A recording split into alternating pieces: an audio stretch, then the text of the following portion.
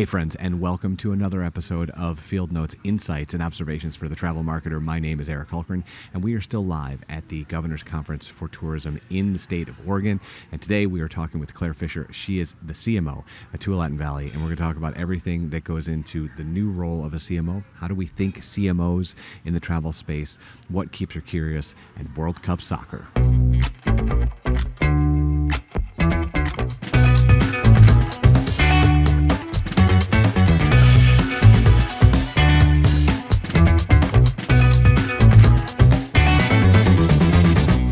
And as I said, my guest today, Claire, how are you doing today? I am doing wonderful, thank you. Awesome. Since the world is, at least this world is being introduced to you, tell us a little bit about yourself and where you're from. Yes.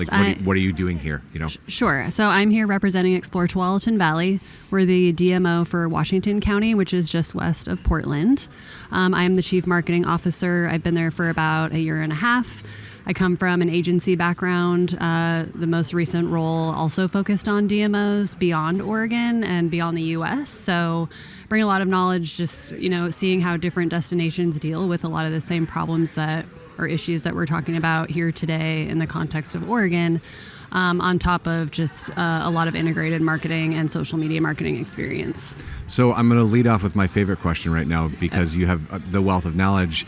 In the past couple of years, the role, or at least the defining aspects of a CMO have changed. And so how are you looking at the role of a CMO right now at a destination?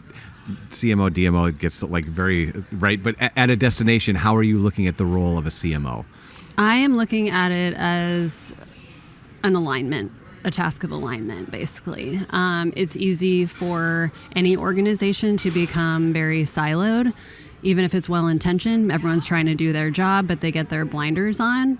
So I have found that on top of alignment is also the why, continuing to go back to our why, because as you stated, the landscape's always changing. So you need to make sure that what you started off to do is still the relevant thing to do. How can you pivot? How can you make what you're doing more meaningful and more impactful for your partners and destination? There was a speaker in Michigan a number of years ago, and he said this thing, and I think it's so apt for tourism, but it speaks to what you're talking about. And he was like, when you're making a strategy, you have a compass, not a map, right? Yes. And the idea being we know what direction we're going, yes, but to get there, we might have to go. We might yes, have to route around, which leads me to my next question, because you've had a number of pieces specific to TikTok hit millions of views, okay, right? We all have that ebb and flow, but I'm wondering, as the CMO, when you are told or see these pieces take off, one, how does the team respond to that? And two, and maybe the more important question, does that virality help at all in attracting people to the location, or is it just a thing that they interacted with once and then they never book, get a flight, take a bus ride, how they would ever get here? Sure. So to answer your first question, our reaction is we're always excited. We want to see that what we're putting out there is sticking somewhere. Sure. And especially with TikTok, as you noted, that's a relatively new channel that we're trying to build up. How long have you guys been on the channel? I feel like a year and a half ago, we only had 300 something followers, and we're above 5,000 now. Yeah.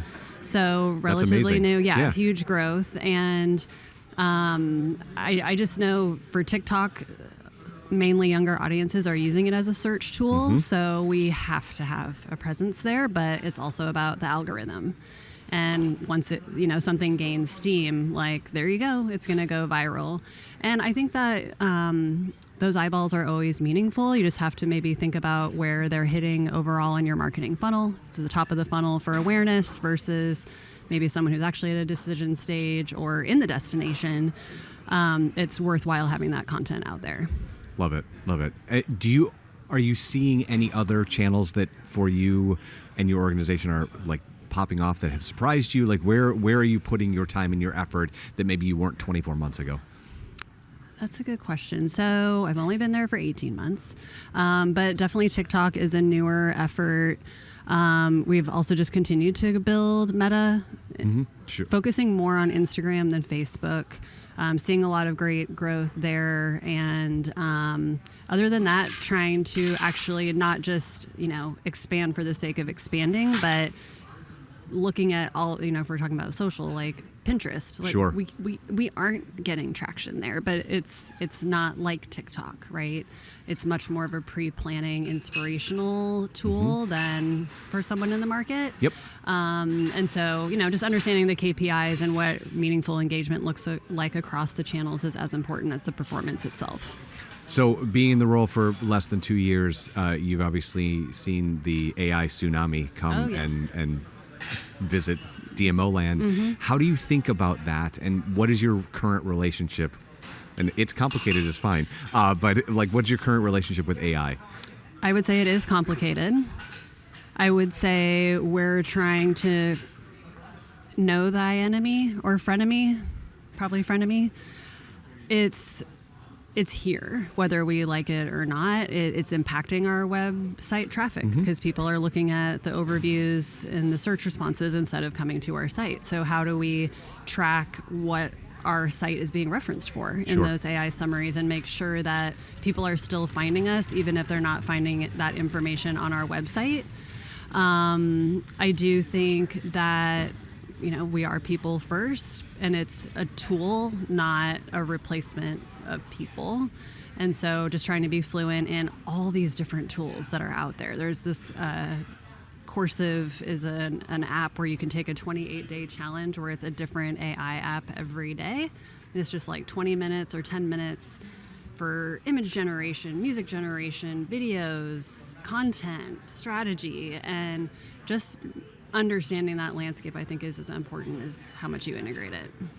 Have you found any that you went, oh, this one, right? Like, this is the one that I want to spend time learning. I mean, if you're doing 28 different ones, obviously you're all over the place, but have you bumped into any that you went, oh, A, didn't know it was a thing, and B, this is perfect for what we do? I think the most interesting one for me was for voiceovers and being able to... Was it 11 Labs or something else? I'd have to check my No list. worries, yeah. But, there are just so many, I can't even keep the names straight. And they all have crazy names. Yeah, but, I think for the most part, everything that I went through, I was like, oh, my team can already do that. Yeah.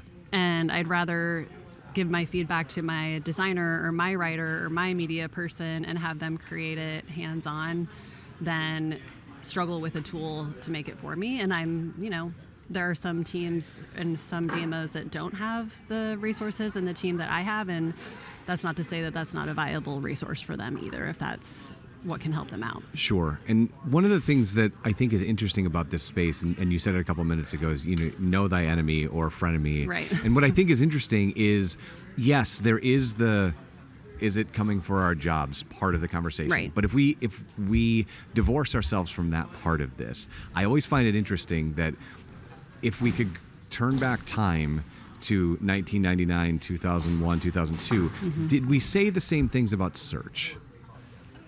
Right? And I'm not asking you to answer that question, but it's interesting to me, like, the consumer clearly prefers this and prefers it at a quick rate. Right.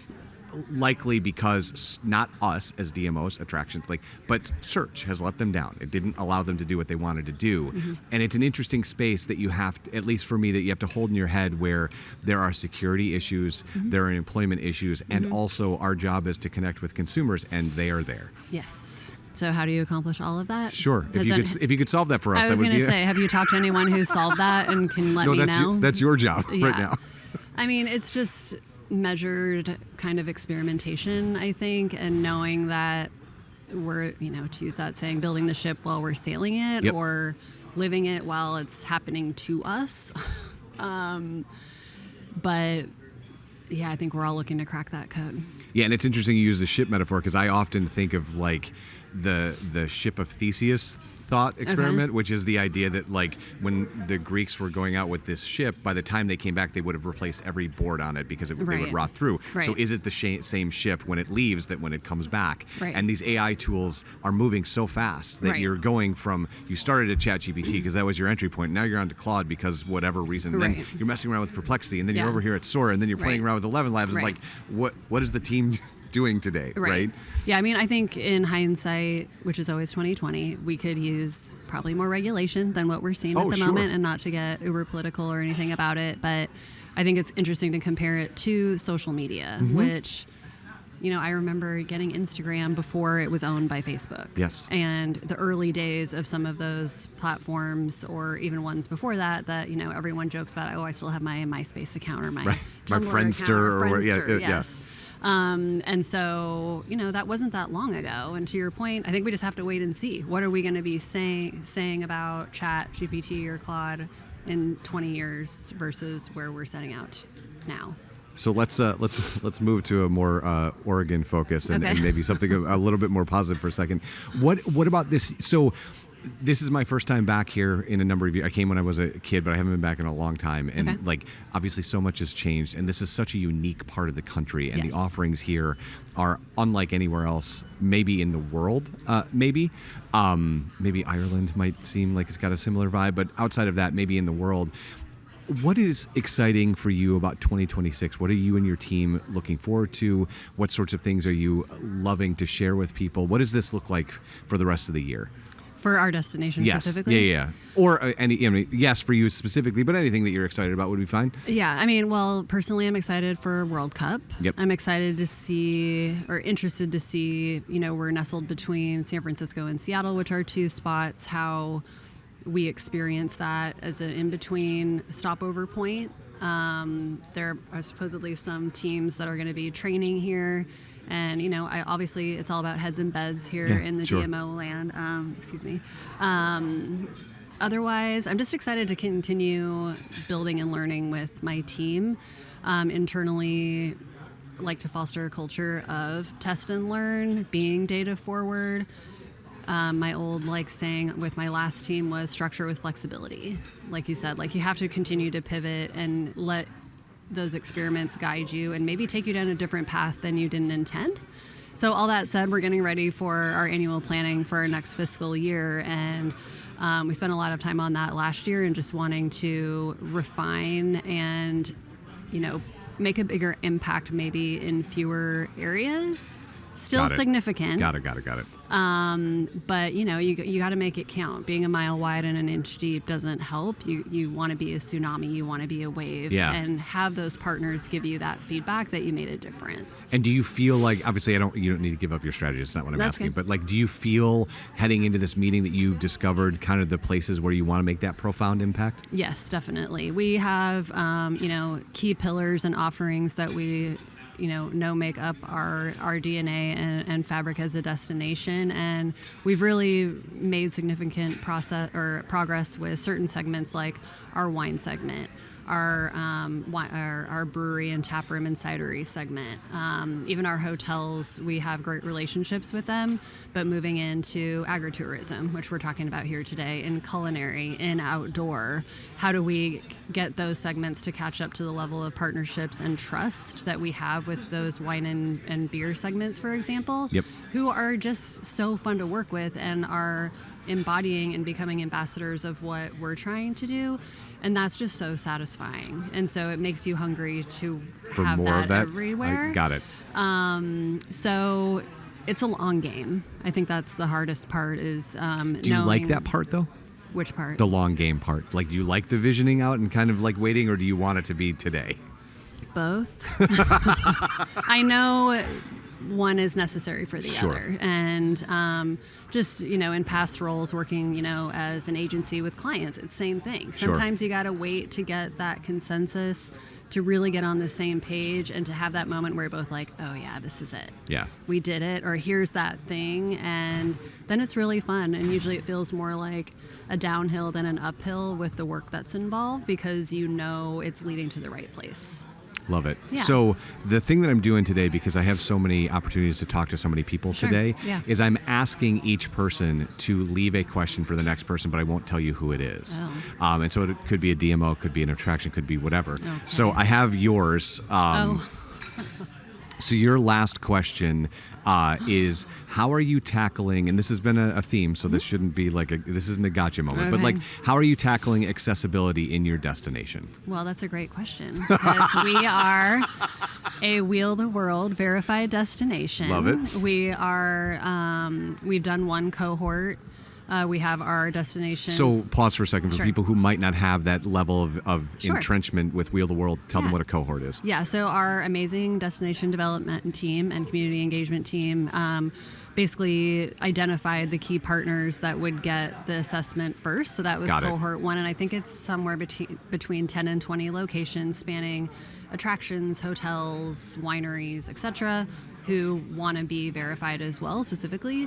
So this year we're doing another round and trying to continue to expand the variety and involvement of different types of locations within our destination. So we're taking it head on. I think, as we've talked about at the conference here today and elsewhere, or even these lanyards we have about disabilities, they're not always the visible ones. Sure. And so we've also looked at just like inclusive playgrounds or places or venues in our destination that have sensory rooms, that have movie theater times for families with neurodivergent kids or members. And so it's just trying not to be too pigeonholed of this is what this means, and this isn't just the box that we've checked.